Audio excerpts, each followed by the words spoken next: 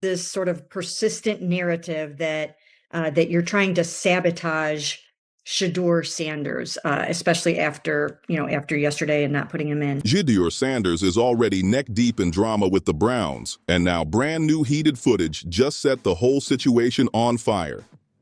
The clip shows Sanders in what fans swear looks like a face-to-face clash with team owner Jimmy Haslam, and the internet is running wild that it's all about shady treatment inside the building. But to really get how wild this is, you gotta rewind to draft night, the moment that flipped his whole NFL journey upside down. Tonight, Shedeur Sanders made the entire National Football League look like a whole bunch of petty fools.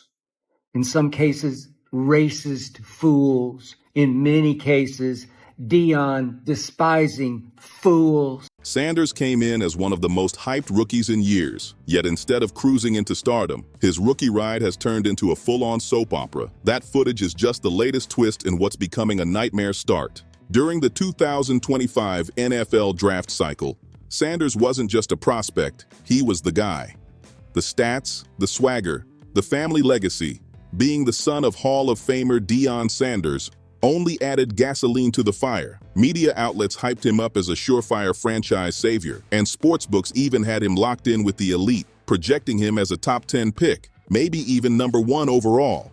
The hype was insane, analysts couldn't stop name-dropping him, betting markets went crazy, and fans expected his name to be called in those first few picks. Shedeur Sanders made all those teams that had 143 chances to draft him before he went 144th. He shamed all of them, including the Cleveland Browns, who finally took him in the 5th round. I'm convinced only because the owner, the publicity-starved owner, just wanted some more shock value publicity. But what went down in Green Bay on draft night wasn't just shocking, it was historic chaos. Live on national TV, the league left him hanging as team after team after team skipped over him. The football world watched in disbelief as a quarterback who just delivered one of the nastiest seasons in college history slid lower and lower down the board. And his college numbers? Pure insanity. In 2024 at Colorado, Sanders dropped 4,134 passing yards, 3rd best in the nation, along with 37 touchdowns, ranking 2nd nationwide. Even crazier, he hit 74% of his throws, the best completion percentage in all of college football. These weren't just good stats, they were history book numbers. From Jackson State to Colorado, his college run was legendary. 7,623 passing yards, 65 touchdowns, and a 70% career completion rate. Well, Molly, I don't think, look, the draft isn't about fairness. That's really not what it's about. And I think the reason why I say that is because I've said numerous different times, this whole process is very subjective, all right? It's very opinionated. There's human beings who are trying to assess players and their fit relative to the NFL and relative to their own, individual franchise. He shattered school records, grabbed Heisman votes, and looked like a lock to be NFL royalty. Even the experts were sold. ESPN's Mel Kiper Jr. had him as high as the number 6 pick, hyping his polish and laser accuracy. By April, Kiper was flat out calling him QB1 material. The sportsbooks were riding the same wave. DraftKings even made him the favorite to go number 1 overall. But when draft night hit Green Bay, all that hype evaporated in real time. What fans saw was unheard of. Team after team staring at Shedeur Sanders, needing a quarterback, and still saying no. The Titans at 4, Panthers at 5, Raiders at 6, and Bears at 7, all desperate for a leader under center, and all of them passing on a player many thought was a generational talent. And if you thought day 1 was rough, day 2 was straight up heartbreak. The Browns at pick 35, passed. The Jets at 36, passed. The Raiders at 38, passed again. Then came the slap in the face. Quinn Ewers went to the Broncos at 40, and Jackson Dart to the Steelers at 45. 2 quarterbacks ranked behind Sanders in almost every mock draft. The humiliation just wouldn't stop. But the coldest, most savage moment, a prank that will forever live in draft infamy. While streaming his draft party live on Twitch, Sanders picked up a call from someone claiming to be Saints GM Mickey Loomis, saying New Orleans was trading up for him. Hype through the roof, Shedeur lit up and said, "Yes, sir, let's be legendary." Only to find out seconds later it was all fake. People were not comfortable with the risk that would be associated with taking him in the 1st, 2nd, 3rd, or 4th round. That doesn't mean I agree with it. That doesn't mean that anybody agrees with it. That just means that that's what the teams felt. So now for him, he's going to have to go back and look at that process and say, hey, look, what was it during that process that somehow made these people, meaning the 32 teams, feel as though I wasn't worthy of being picked much higher than I was? A bunch of Ole Miss students had somehow gotten his number and pulled one of the meanest stunts ever. The clip went viral instantly, capturing Sanders' face drop as he muttered, "That's not funny, man." It wasn't just embarrassing, it was heartbreaking, and it showed just how cruel this draft freefall had become. By the time day 2 wrapped, Sanders was still sitting there undrafted. Over 100 names had already been called, and the so-called top 10 lock was left hanging. Analysts who'd hyped him for months as the next franchise quarterback suddenly scrambled to explain how their golden pick had turned into one of the ugliest slides in draft history. Social media went nuclear with theories. Was there dirt on his character nobody knew about? Was the Sanders name itself scaring front offices? Or was it deeper than that? Some teams not wanting to take a gamble on him at all. Nobody had the full answer, but everyone agreed this was the wildest quarterback drop the league had seen in years. And making it all even messier was Deion Sanders himself. I just say the biggest thing for us, we live by our board. We felt like he was a good, solid prospect at the most important position. We felt like it got to a point where he was probably mispriced, relative to the draft. Really the acquisition cost was pretty light, and it's a guy that we think can outproduce his draft slot. So I wouldn't say it's any more than that. Obviously Shedeur has kind of grown up in the spotlight, but our expectation is for him to come in here and work and compete. Nothing's been promised. Nothing will be given. Before the draft, Deion stirred up tension by saying there were certain teams he wouldn't let his son play for. A bold flex that rubbed NFL execs the wrong way. Owners aren't used to parents talking like that, and it cast a giant shadow over Shedeur's stock from the start. Finally, on Saturday, April 26, 2025, the wait ended. Cleveland grabbed him in the 5th round at pick 144. After 2 days of humiliation, it should have been a relief, maybe even a celebration, but instead, it left one burning question. How does a quarterback with those stats, that hype, and that resume fall all the way to round 5? The answer turned out messy, complicated, and way more scandalous than anyone imagined. That's when the saga flipped from a draft night disaster into what fans now call the Cleveland catastrophe, when owners attacked their own players.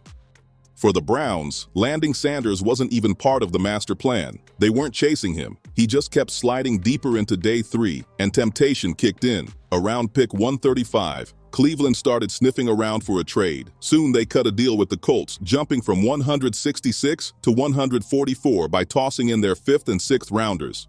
It looked like a small gamble, but it brought big-time drama. GM Andrew Berry brushed it off, calling the move an opportunistic value play. Shedeur Sanders did not play well. He took 5 sacks. He was 3 of 6 for 14 yards. And as good as he looked week 1 against Carolina is kind of how bad he looked week 3. Plenty of factors here. Obviously, people have pointed out online that 4 of the 5 old linemen he played with have already been released. When Berry finally dialed Sanders with the news, he didn't dress it up. You're going to have to earn it. Nothing is given. At the time, it felt like normal tough talk, but those words ended up sounding like a warning shot nobody saw coming. Here's the wild twist. The Browns had already drafted a quarterback. Just 1 round earlier, at pick 94, they snagged Oregon's Dillon Gabriel. That instantly shoved Sanders into a chaotic quarterback room, where despite his monster college career and big-name reputation, he walked in as the odd man out. By the time camp opened, Sanders was buried, 5th string, stuck behind Deshaun Watson, Joe Flacco, Kenny Pickett, and Gabriel. For a player once hyped as a future face of the league, this fall was jaw-dropping. Sanders barely touched first-team reps, treated more like a project than a prized pick. And when roster cuts hit on August 30th, the QB room shrunk to 3. Flacco as the starter, Gabriel as the backup, and Sanders hanging on as QB3. Even then, the pressure was real. Gabriel, the higher pick, was outshining him in practice and preseason snaps. Sanders' preseason ride was pure whiplash. In his debut against Carolina, he flashed the old magic, lasering throws and showing glimpses of why he once looked like a can't-miss star. But that shine didn't last long. Against the Rams, he looked shaken, swallowed up by sacks, and clearly rattled under pressure. We have good process, okay? And if you'd have told me, let's see, we picked him on Saturday, right? Friday night driving home, y'all are going to pick Shedeur, I would say that's not happening. But we had a conversation early that morning, and then we had a conversation later that day. I think we had the right people involved in the conversation. At the end of the day, that's Andrew Berry's call. Andrew made the call to pick Shedeur. The difference was painful to watch. This wasn't the fearless college phenom. This was a young quarterback fighting just to keep a jersey. Sanders' rocky preseason gave instant fuel to the critics, the same scouts who'd been warning all along he wasn't NFL ready.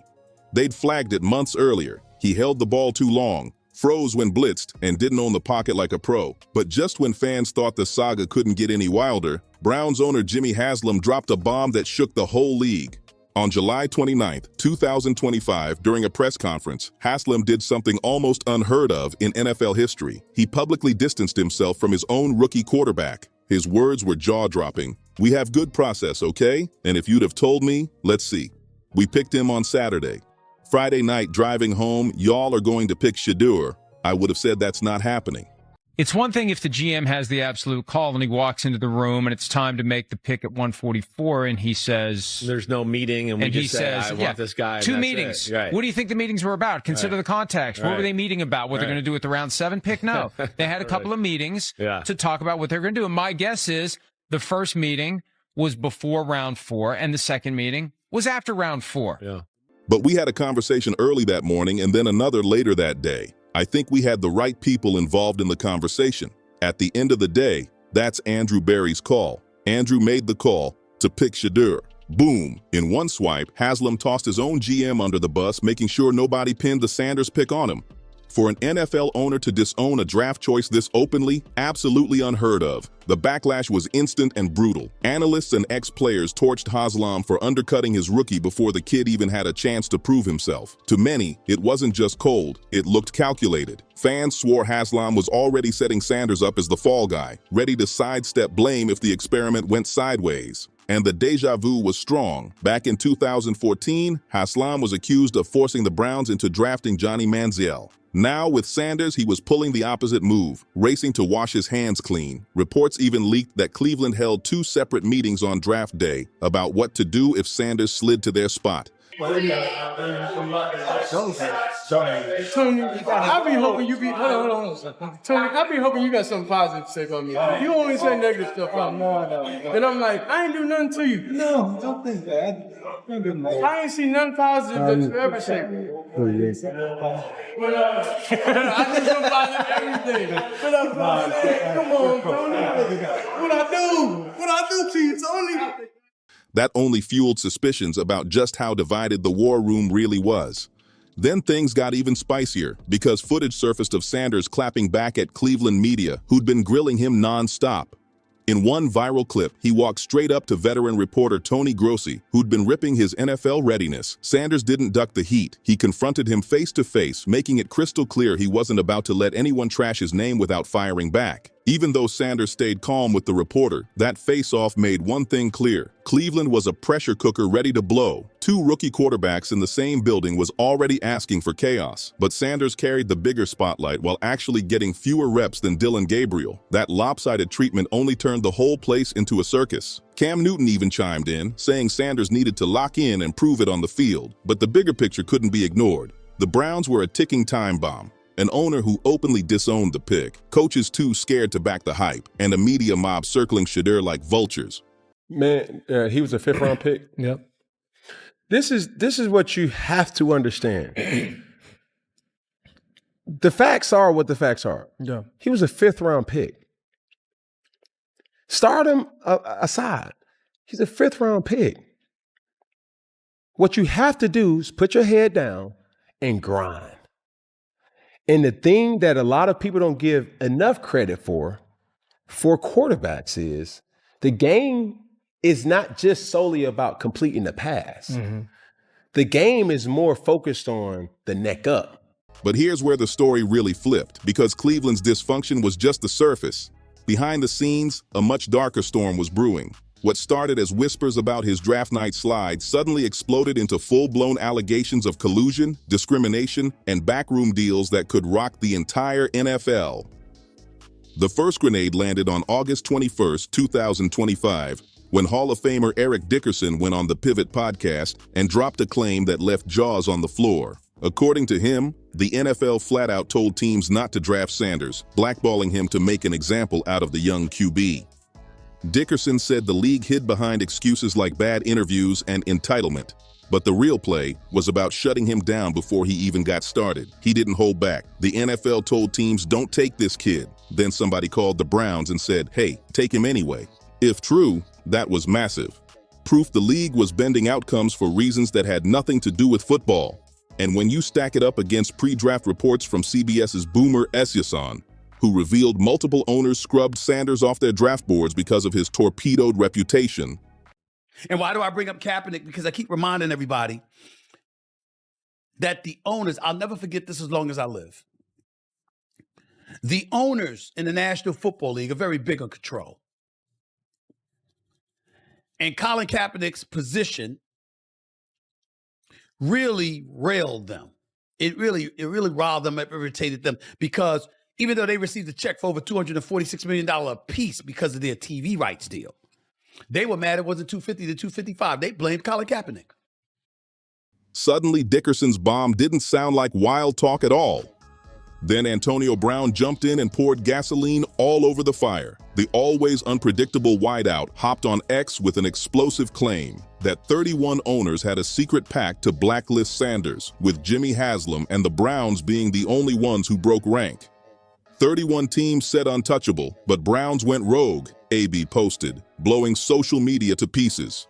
And the alleged motive? Straight control. Brown claimed the league didn't want a player like Sanders, especially one with a powerhouse father like Deion, challenging NFL authority or setting a dangerous precedent where families could start dictating football business. If that's true, it wasn't just a draft slide, it was a coordinated takedown. Deion's pre-draft warning shots about certain teams being off limits for his son, mixed with Shedeur's own bold confidence, was all it took to set off alarms in league headquarters. And when Stephen A. Smith weighed in, things got even heavier. He said flat out that Sanders' treatment carried ugly racial undertones. His argument? If a white quarterback carried the same swagger, he wouldn't face this kind of lockout. Smith even drew comparisons to Colin Kaepernick's fight with the league, reminding everyone that when NFL power feels threatened, ownership has a long history of closing ranks. That the Cleveland Brown rookie quarterback has included a groundbreaking clause in his contract that could set a new standard in the NFL. So he has leverage. And he tried to use his leverage, and he did use his leverage to get something put in his contract. He says, as uncertain as quarterback Shedeur Sanders' future is in the NFL right now, one thing is for sure, he's transformed how NFL contracts work, and he hasn't even taken his first snap. The NFL don't like that. Smith didn't sugarcoat it. So in other words, you're willing to collectively send that kind of message. And don't act like it wasn't a collective effort. For all we know, teams collectively, meaning owners, decided nobody's touching him in the first 4 rounds. Now round 5 hits, message sent, and suddenly the so-called embargo lifts. But plenty of insiders argued the real issue wasn't just personality or family drama. It was about money and power. Word leaked that Sanders had pulled off something unheard of in rookie negotiations, a prime equity clause. That meant he got a cut of every dollar made from merchandise, sponsorships, and promotions tied to his name and image. Instead of being just another player, Sanders positioned himself like a business partner in the NFL money machine. The ripple effect, massive. If Shedeur succeeded, other players would start demanding the same setup, threatening to flip the entire business model of pro sports on its head. To the league, that was dangerous. So dangerous that many insiders believed the so-called blackballing was about killing the precedent before it spread. And Sanders didn't stop there. He allegedly secured groundbreaking media rights too. This is why they hate Shedeur Sanders. This is what it's about, man. It's that the things that he's coming in negotiating have never been done before. They always want it, and they like it for players to stay in a position of servitude. Hey, you come in, you run fast, you jump high, you say yes, sir, no, sir, and we'll tell you what you're allowed to have. Handing his brother Deion Jr. exclusive access to create behind-the-scenes content for the well-off brand. The NFL, famous for controlling every second of player visibility, suddenly had a rookie quarterback rewriting the rules from day one. Then came the eerie moment. Commissioner Roger Goodell caught on video making cryptic remarks about being worried about Deion Sanders. Let that sink in. The most powerful man in football admitting concern over a retired player with no league role. That clip spread like wildfire, leaving fans questioning what battles were being fought behind closed doors. Even legends stepped into the firestorm. Tom Brady publicly backed Shedeur, saying he knew firsthand how political the NFL could be. His pointed question cut like a blade. Why did he go so late in the draft? When Brady starts poking holes, the entire football world takes notice. Theories finally hit their boiling point when one fan actually filed a $100 million lawsuit against the NFL, accusing the league of discrimination and collusion in how Sanders was treated. Legal experts warned proving collusion would require undeniable evidence of owner-to-owner coordination, but the fact the case even landed in court showed how explosive this had become. Meanwhile, Sanders was winning in a different arena, straight cash flow. His jersey sales blew up, smashing records for a fifth-round pick and raking in millions. Shedeur Sanders, why did he go so late in the draft? It's a good question. I wasn't a part of any evaluation process or to Skip Bayless see says that. otherwise. That's the problem with media is everyone can just say whatever the fuck they want. I actually texted Shedeur because I know him very well. And I said, dude, whatever happens, wherever you go, that's your first day. Day 2 matters more than the draft. I was 199. Who could speak on it better than me? Like what that really means. Use it as motivation. You're going to get your chances. Go take advantage of it. To many, it was proof the NFL hadn't just underestimated his talent. They'd underestimated his value to the business of football itself. At the end of the day, whether the conspiracy claims get proven or not, one thing is undeniable. Shedeur Sanders has become a flashpoint. His saga shines a spotlight on race, privilege, family influence, and the battle for player empowerment at the highest level of sports. The heated footage, the owner's public shade, and the clashes with the media, that's just the surface. Underneath it all, this is about power. Who controls it, who challenges it, and who dares to break the system. Thanks for watching. If you enjoyed this story, hit one of the boxes on your screen and check out more wild breakdowns just like this.